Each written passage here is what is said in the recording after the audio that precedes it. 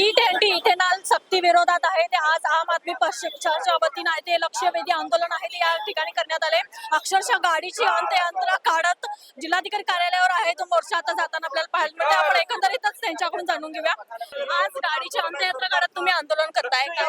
हे E20 ethanol मिश्रित पेट्रोलच्या ह्याच्यामुळे सगळ्या गाड्यांची खराबी व्हायला लागली, मायलेज मध्ये कमी व्हायला लागले, जनता त्यामुळे त्रस्त झालेली आहे आणि त्यामुळे आम्ही ह्या संदर्भात अंत्ययात्रा ही गाडीची अंत्ययात्रा कडून निषेध नोंदवतो। खरं तर एकंदरीतच आता जी प्रतिक्रिया तुम्ही दिलीत अशी सर्वसामान्यांची प्रतिक्रिया आहे, त्यांना ह्याचा फटका बसताना पाहायला मिळतंय। मात्र प्रशासन आहे, सरकार आहे, जागा होताना दिसत नाही। काय आव्हान करताय? सगळ्या आम्ही तेच सांगतो की हे जे काही चाललेलं आहे जबरदस्तीनं आपले फक्त फायदे लक्षात घेऊन ज्या पद्धतीनं हे पेट्रोल इथेनॉल मिश्रित पेट्रोल मिक्स करून जनतेची लूट चाललेली आहे ती पहिला बंद करा।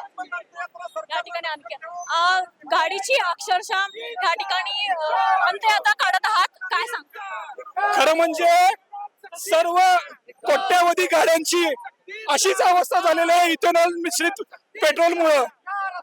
खरं म्हणजे ही दबावशाही आहे, आपल्यावर हे इथेनॉल लादलेलं आहे। कुठल्याही कंपनीनं इथेनॉलचं समर्थन केलेलं नाही किंवा त्यांच्या बुकलेटमध्ये इथेनॉलचा उल्लेख नाही आहे।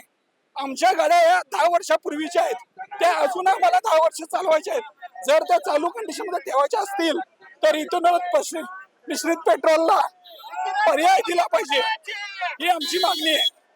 आताच आपण पाहिलं की आम आदमी पक्षाच्या वतीनं आहे ते जिल्हाधिकारी कार्यालय आहे ते अक्षरशः अंत्ययात्रा आहे ती काढण्यात आली आहे। E20 मिश्रित जे इथेनॉल आहे ते जबरदस्ती लादण्याचा प्रयत्न आहे तो प्रशासनाच्या वतीनं करण्यात येत असल्याचा आरोप आहे ते आम आदमी पक्षाच्या वतीनं करण्यात आलाय। कोणत्याही कंपनीने इथेनॉल सक्तीची जी आहे ती कोणत्याही कंपनीनं याला समर्थन दिलं नाही, मात्र तरीही सरकारच्या विरोधात हे लादण्यात येत असल्याचा आरोप देखील यावेळी यांनी करण्यात आलाय। कॅमेरामन आकाश कांबळे सोबत मी अमृता पवार, जनप्रवास लाईव्ह, कोल्हापूर।